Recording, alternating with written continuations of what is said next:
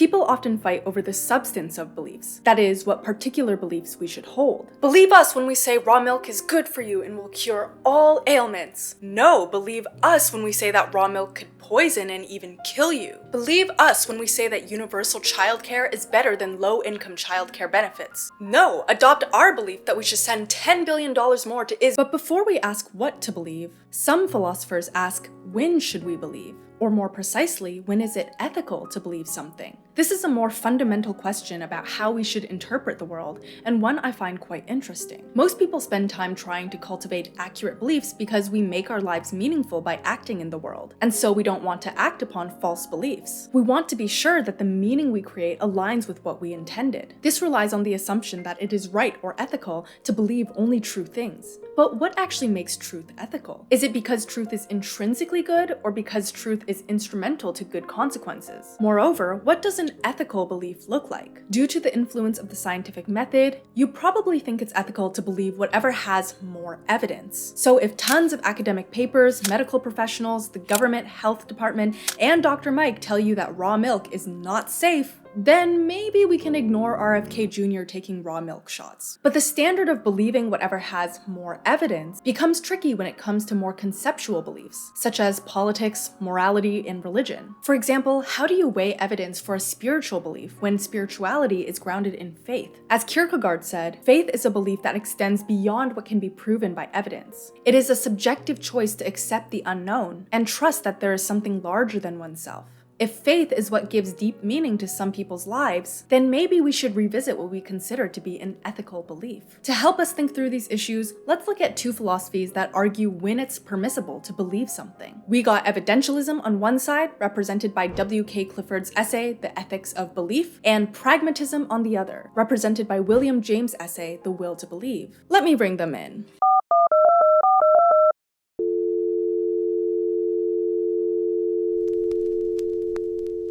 It is wrong always, everywhere, and for anyone to believe anything upon insufficient evidence.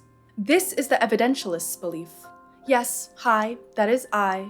To jog our intuitions here, let me give you a scenario. Suppose a ship owner suspects that his ship might not be safe to sail. He's thinking, oh gosh, this ship is pretty old. It's seen the ocean more than I've seen my children. Ugh, repairing this ship is gonna cost me a lot of money. But as he's thinking, he overcomes these doubts and ends up believing that the ship is safe to sail. Actually, the fact that this ship has sailed so many times is good reason to believe that the ship will sail safely. I mean, that's how probability works, right? Also, God is supposed to be benevolent, and I've been showing up semi-regularly to church. God wouldn't let all those passengers sink. Besides, you can't trust anyone with your ship these days. They'll charge you a fortune just to do a sloppy job. Yeah. The ship is gonna be just fine.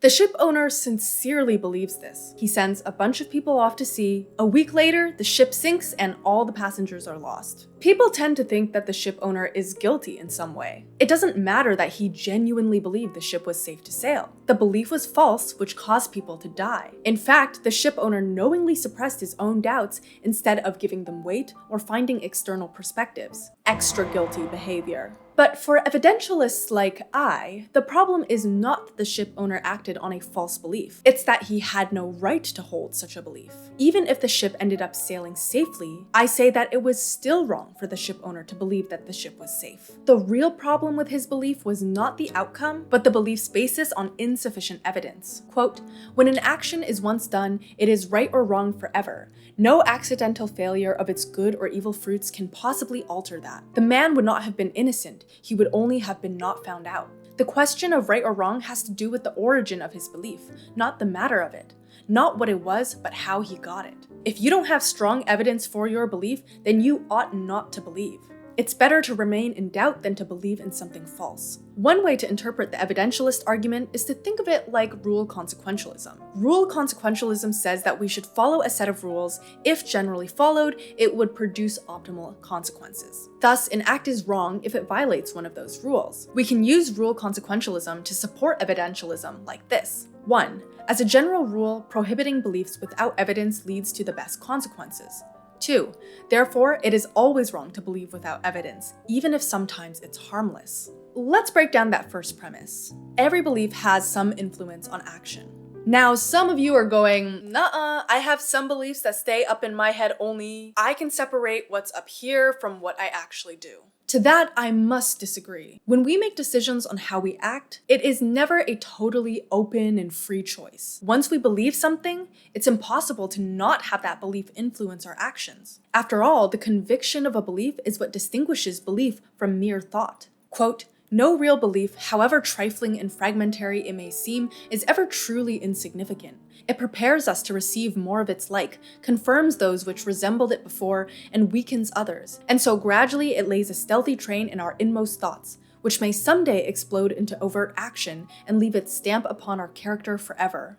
When we act on beliefs with insufficient evidence, we cause harm to others and ourselves. We create a bad habit of being dishonest. Society will become credulous and lose the habit of testing things and inquiring into them, for then it must sink back into savagery. There's this domino effect where caring about the truth of our beliefs causes others to care about the truth of their beliefs too. Men speak the truth to one another when each reveres the truth in his own mind and in the other's mind. No one will bother being truthful to you if they know you are careless about your own beliefs. Why engage in good faith discussion with someone if they're just gonna defer to the next YouTube short that pops up on their page? This creates a wider culture of carelessness about beliefs. Evidentialism says this is dangerous because beliefs are social products. They are not spontaneous thoughts that just pop up in an individual's head. We inherit beliefs from our family, our teachers and friends, cultural products like movies and stories, and the broader social world. The average Torontonian believes that cyclists are annoying and entitled because they're always swerving in and out of lanes. The average person in Münster, Germany believes that cyclists are, wait, what's a cyclist? Isn't that just a normal person? Our words, our phrases, our forms and processes and modes of thought are common property. Thus, we must cultivate a world that is conducive to producing the right beliefs. It's not just academics or politicians that have a duty to hold the right beliefs. We all participate in the flow of ideas. No one is a product of their own thoughts. Belief is not ours for ourselves, but for humanity. I can hear the objectors at the gate, so let me address them. Okay.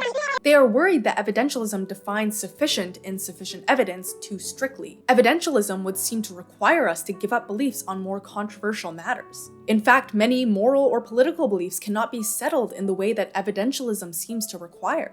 You can always find conflicting evidence on what you believe. Requiring evidence has also historically been weaponized against marginalized knowledge. Recording evidence is often an institutional practice, whether done by the government, museums, or colleges. This disadvantages people who have been excluded from such institutions. Indigenous communities in Canada face a constant battle for legal rights. Because Indigenous activity prior to British contact is hard to prove with evidence in court. As a result, Indigenous beliefs about how we should relate to the land are still doubted. For a long time, sexual assault cases required elaborate evidence about consent, but consent is rarely recorded, nor does it appear in one concrete form. This evidentiary standard contributed to victims of sexual assault being disbelieved. I'm going to suggest to you that that encounter was at your instigation and that it was entirely consensual. I don't know how to respond to that. Many diseases are so under-researched that patients with those diseases don't even have evidence to base their beliefs on. If I have a rare condition that even doctors don't understand, am I supposed to withhold all beliefs about my health? At some point, we have a duty to believe certain things or people, even if the evidence is not fully settled. Now, as an evidentialist, I actually agree with that last point about believing even when the evidence is not totally settled. Evidentialism is not as rigid as one might think. I don't want a society full of skeptics who just never believe anything. There are many situations when it is our duty to act upon probabilities. Our actions then build up evidence for future beliefs to be responsive to. Life is like a constant trial and error for our beliefs. Secondly, evidentialism does say we can believe things beyond what we've personally experienced, either through testimony or inference. We can rely on the testimony of others if we have reasonable grounds for trusting their accuracy, they are honestly trying to be truthful, they are someone who had opportunities to gain knowledge in this matter, and they have good judgment by properly using their opportunities to come to conclusions. So if you have a chemistry question, go ask a chemist. It would be unethical to trust some anonymous Redditor instead. If their reply has 54 upvotes though, That's reliable testimony in my books. We can also make assumptions based on the uniformity of nature, the assumption that the future will be like the past. Besides miracles, it's okay to believe things based on inferences from past experiences. If I once put a towel on a hot stovetop and it caught on fire, it's permissible to believe that the same will happen again. Yes, I actually did that. Now, I admit there is something that my evidentialist buddy W.K. Clifford did not address, but that's okay. He didn't have the pit back in the 19th century.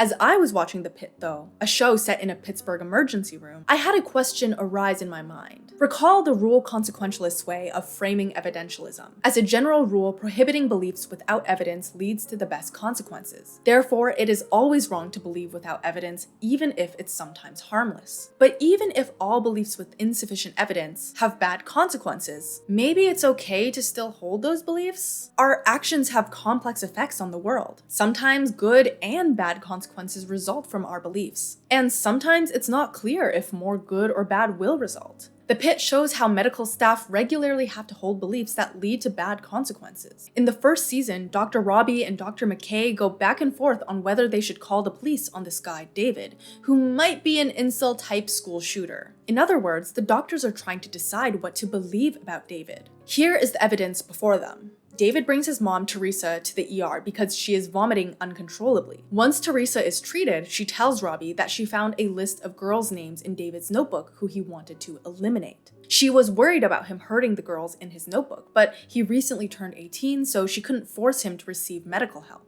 As a result, she purposely made herself vomit so that David would come to the hospital with her. She says that he's been really struggling with mental health since his dad died. When the doctor asks David questions about his mom's well-being, he appears disinterested. When the hospital's social worker tries to talk to David, he gets agitated and runs off. His mom tries to reach him repeatedly, but he doesn't respond. Is this enough evidence for you to ethically believe that David will harm others? It's not an easy question. Dr. Robbie and Dr. McKay are divided on this issue because what they believe has a direct effect on what they do. Dr. Robbie thinks because the evidence is insufficient, the risk of a false belief is too high for him. If he wrongly believes that David is a threat, then David will be wrongly subject to the police process and his mental health will get worse. Dr. McKay, on the other hand, thinks that even if the evidence is insufficient, she should call the police to protect the students at David's high school. She acknowledges the potential bad consequences of this belief, but for McKay, the risk is worth it.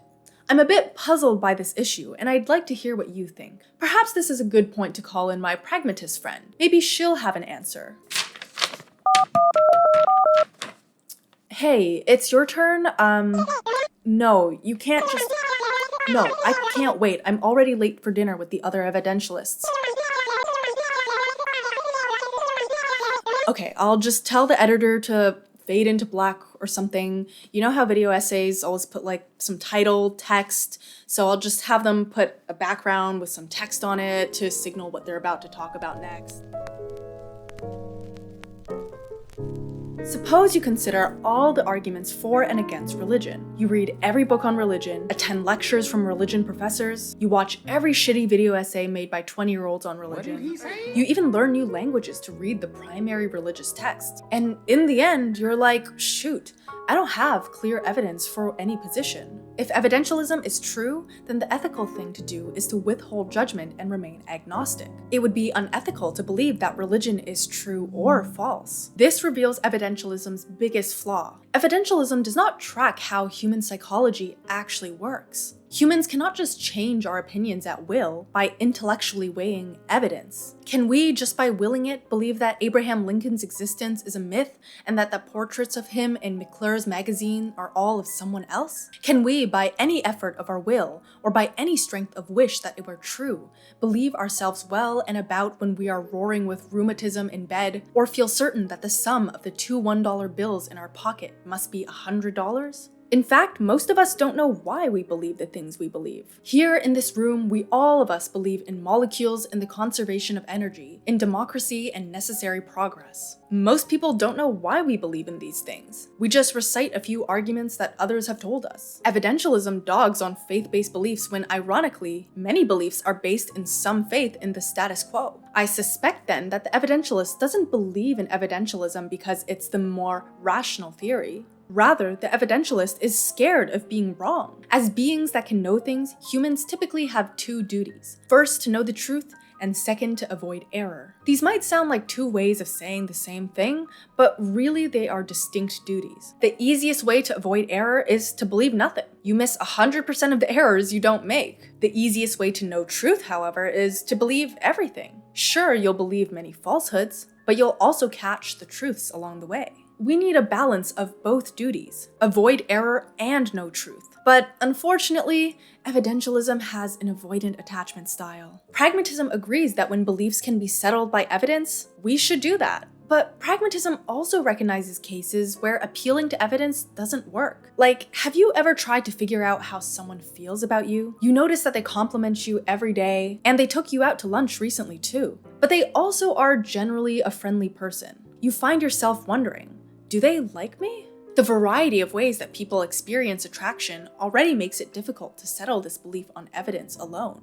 Some people flirt by giving you extra attention, others can't stand being around a crush. To make matters more complicated, how we feel about someone is a dynamic truth that changes as we interact with the other. People frequently have to believe, without clear evidence, that the person they desire also desires them back, for it is this faith in the other's desire that brings the desire about. It is very common for person A to like person B first, then through A signaling their desire for B, this creates a reciprocal desire in B. But imagine if instead A was like, I shouldn't believe anything about how B feels about me. I don't have any objective evidence that B likes me for sure. I'm just gonna stand back and keep to myself. Sorry, but A is probably gonna get cucked. Friendship and love is a case where the desire for a certain kind of truth here brings about that special truth's existence, and where faith in a fact can help create the fact that would be an insane logic which would say that faith running ahead of scientific evidence is the lowest kind of immorality.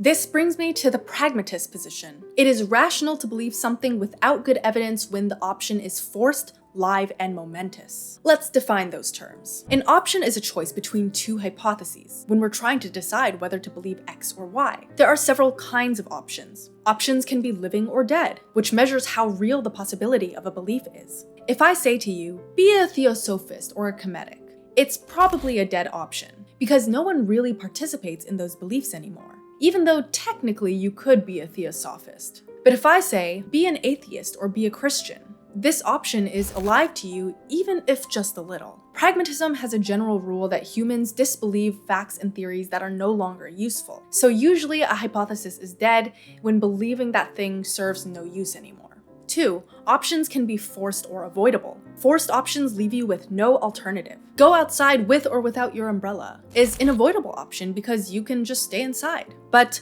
believe or don't believe in God is a forced option. There's nothing one can do but believe or not believe. Lastly, options can be momentous or trivial. Momentous options offer unique, high-stake opportunities that, when decided, will be very difficult, if not impossible, to reverse. Science is full of trivial options. A chemistry student finds a hypothesis live enough to spend a year verifying it. If the student's experiments prove inconclusive, no worries, we move on to another hypothesis. A momentous option, though, is like an artist deciding whether to sign a 10-year binding contract with a record label. You can't really get out of it once you sign, and whether you do or not will have a drastic impact on your life. Moreover, there's an urgency in belief formation. You only have a month to decide whether the contract will make your life better or not. And no matter how much you deliberate, you will never have settled evidence for something as unknown as your future artistic success. For pragmatists, a genuine option is one that is living, momentous, and forced. When we are confronted with a genuine option, it is ethical to believe whatever one wishes. We simply cannot wait for complete evidence to arrive to inform our belief. Thus, in genuine options, we rely on the passions, like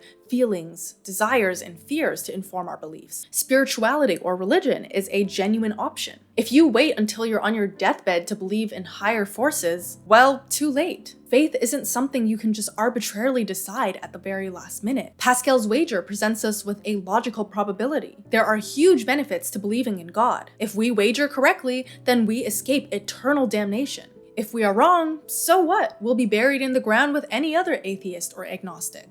Yet, why does Pascal's wager not persuade more people to believe in God when the pros and cons are laid out so cleanly? It's because logic and reason are not the driving forces behind what we believe in genuine options. Some moral or political beliefs are genuine options too. Adhering to a moral or political belief can have momentous effects on one's life, especially when the belief is unpopular. Pragmatism also shakes its head at centrists, who are neutral and do not take a stance on a given issue. Genuine options, being forced, don't give the option of abstaining from belief. You must believe something. If moral and political options are forced, then not taking a stance is believing against something. Quote, skepticism, then, is not avoidance of option. It is option of a certain particular kind of risk. Better risk loss of truth than chance of error. That is your faith vetoer's exact position. Look, if we were omniscient beings with perfect objective intellect, then sure, evidentialism is correct. But for better or worse, we are social beings, situated in history, with emotions, relationships, and interests. I'm not going to stop you from choosing to wait for more evidence to back up your beliefs. If you prioritize avoiding error, then go be an evidentialist. But just know that waiting for evidence also comes with risks. Our actions are dictated by what we believe. And if you believe in very little, you set yourself up for a passive life. Whether we wait or believe, we are taking our life in our hands. I hope you found that debate between pragmatism and evidentialism interesting. On the one hand, evidentialism says it's always wrong to believe on the grounds of insufficient evidence. On the other hand, pragmatism says it is permissible to believe without sufficient evidence if we are faced with a high-stakes decision. These give us frameworks to interpret the world, which is why I find it valuable to read the perspectives of different philosophers, especially when they respond directly to each other, because it shows we can learn from people even when they disagree.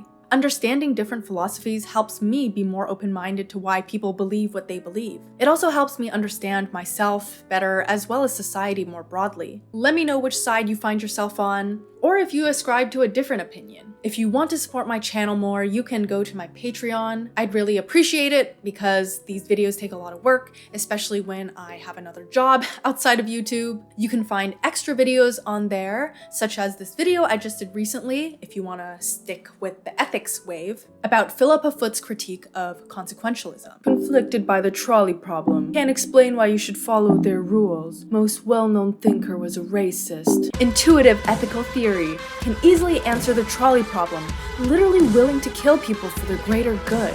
Wait, that's good? In our Brain Nourishment Series, episode 9, we're looking at Philippa Foot's paper, Utilitarianism and the Virtues. I've also done some videos on there about Foucault, about ideology, about meaning in life, and on my Discord, I sometimes stream me playing Disco Elysium. Regardless of whether you go to my Patreon or not, thank you so much for watching. Let's keep talking, and I hope to hear from you soon. Bye! Now let's call up my Patreons that I need to give a shout out to, shall we? We've got Marv, Jane Farmer, Andrew Kim, Samuel McNew, Kyle Vondra, Mateus, BK Jammer, Hao Cheong, Derek, Soham Carr, Reese Florence Smith, Daniel Elias, Freaky Fortnite 69. I will never stop laughing when I say that name. Plush Penguin, Oscar D, Huixiang Guangye, Guilherme Shimpaka. I am so sure I butchered that, by the way. I am so sorry. Please tell me how to pronounce your name properly. Asaya Graham, Scipio. I thought that said Scorpio, but Scipio. Caesar Maldonado. Okay, this bit is stupid. I'm putting this down.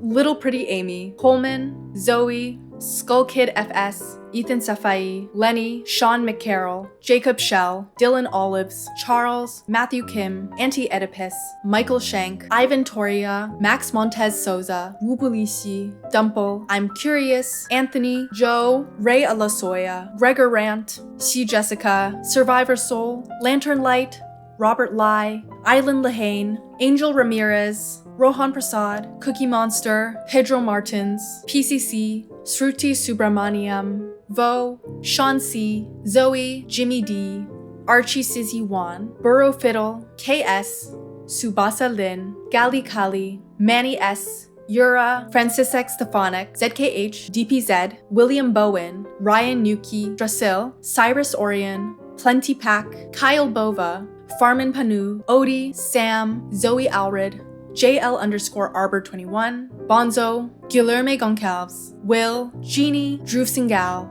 Jesse.